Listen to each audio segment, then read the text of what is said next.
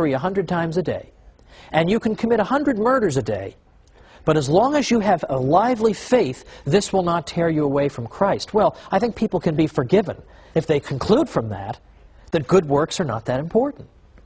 So what Luther started to see in his day was this phenomenon, whereby a tradition of good works began to dry up completely.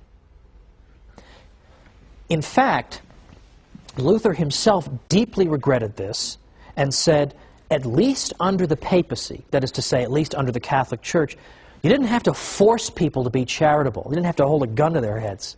They would be charitable spontaneously. He says, whereas living under the gospel, and by under the gospel he means under Lutheranism, he says, not only do I see no charity, to the contrary, people are grasping at each other's belongings. People have become envious and self-centered. He was very interested in this. And throughout his life, he continued to observe good works by Catholics in hospitals and so forth. And it really was a rebuke to him. In fact, at one point, he got so frustrated with his fellow Germans that he tried to leave altogether. He just said, I just had it with you people. Nobody's living the gospel. Nobody's living the Christian life. Well, that's interesting. He had to concede.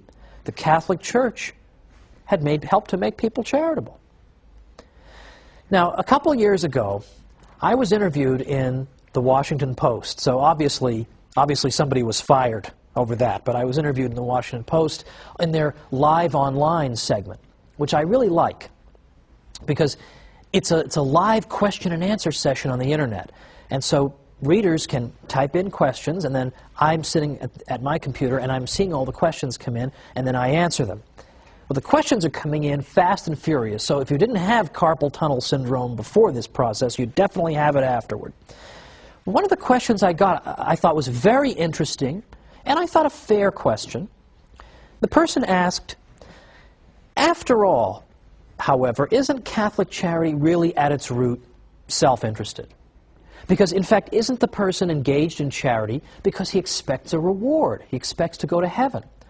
So can't we really say that really Catholic people are no different from people in the ancient world? They're all seeking rewards. And so I thought that was a fair enough objection. So I explained, I gave this answer. And I hope this is a good enough answer. If you don't think it's a good enough answer, write to me and I'll give a better answer the next time. But I gave an answer that was twofold. I said, first of all, the Catholic Church recommends to us in effect tells us there are 3 different levels of sanctity when it comes to doing good. Some people do good simply because they're afraid of going to hell, and that's the only motivation that will reach those people. Now, that's considered to be sort of good enough, but it's certainly not the ideal. At the next level, people do good because, as the questioner suggests, they seek heaven. And now, I personally see nothing wrong with that. But even that is not the ultimate level that the Church recommends to us. The Church says there is a top level. There's a level at which people do good solely because they love God and they want to please God. And that's why they're doing their good works. Not for any expectation or hope of reward, but because they want to please the God they love.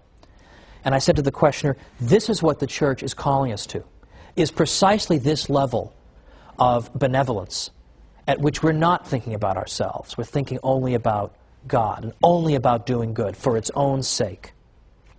But then secondly, I said, consider Mother Teresa's missionaries of charity, because they're such an excellent example. I said, consider them. Now, you may say, they're doing all these good works and helping all these people who are in wretched conditions oftentimes, and the sickest of the sick and the poorest of the poor, and they're helping those people simply because they want to go to heaven. But they could go to heaven by working in an air-conditioned office. So what makes them want to work in Calcutta, places of that sort, or makes them want to work in AIDS hospices? I said, they can get to heaven doing those more comfortable things. They can be in an air-conditioned office. Why did they seek this out then? If all they care about is going to heaven, they could do something else. And moreover, look into their eyes. Look into the eyes of one of those missionaries of charity nuns in one of these AIDS hospices, in which she's looking at patients who oftentimes during their lives have been alienated from the Church and sometimes even hostile. And when they look up from their beds at these women religious, all they see are eyes filled with love. And I said, can you really look in those eyes and say that all you see is a woman seeking a reward? That's all you see? Don't you see something there that is far deeper and more significant and more moving? That was my answer. And I think that is ultimately the answer. And in fact, the Christian God, following from the Hebrew tradition, believes that it is good for human beings to be good to each other. And this was something new among the religions of the ancient Near East. The gods of ancient Sumer didn't seem to care about the human race at all, or what they did. The gods of ancient Greece sometimes used human beings as playthings. They treated them arbitrarily. They were capricious toward human beings. They didn't seem to care how people behaved toward each other. If you wanted to satisfy some of those gods that I've mentioned, you could do so only through various kinds of ritual sacrifice and then just hope for the best. But our God is pleased not only by the sacrifice of the Mass, but is also pleased by good behavior. He cares about how we treat each other. This was something new under the sun. He doesn't want only ceremony, as important as that is, but he cares that we should be good. We should be good to each other, and that's one of the things that pleases him. And it should not come as a surprise that a God who teaches this is going to give a brand new morality to his people.